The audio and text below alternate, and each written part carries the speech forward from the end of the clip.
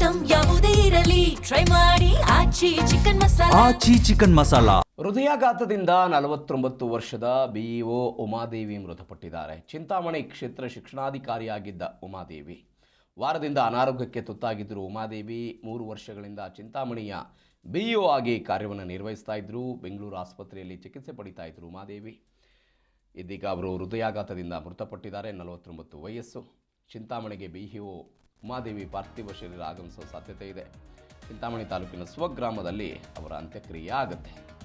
ಹೃದಯಾಘಾತದಿಂದ ಅವರು ಮೃತಪಟ್ಟಿರುವುದು. ಕ್ಷೇತ್ರ ಶಿಕ್ಷಣಾಧಿಕಾರಿಯಾಗಿ ಕರ್ತವ್ಯವನ್ನು ನಿರ್ವಹಿಸ್ತಾ ಇದ್ದರು ಉಮಾದೇವಿ. ಒಂದು ವಾರದಿಂದ ಅವರಿಗೆ ಅನಾರೋಗ್ಯ ಸಮಸ್ಯೆ ಇತ್ತು. 3 ವರ್ಷಗಳಿಂದ ಚಿಂತಾಮಣಿಯ ಬಿಇಒ ಆಗಿ ಅವರು ಕಾರ್ಯನಿರ್ವಹಿಸ್ತಾ ಇದ್ದರು. ಅನಾರೋಗ್ಯದ ಕಾರಣಕ್ಕಾಗಿ ಬೆಂಗಳೂರಿನ ಒಂದು ಆಸ್ಪತ್ರೆಯಲ್ಲಿ ಚಿಕಿತ್ಸೆಯನ್ನು ಪಡಿತಾ ಇದ್ದರು. ಆದರೆ ಇದೀಗ ಹೃದಯಾಘಾತಕ್ಕೆ ಬಲಿಯಾಗಿದ್ದಾರೆ 49 ವರ್ಷದ ಉಮಾದೇವಿ.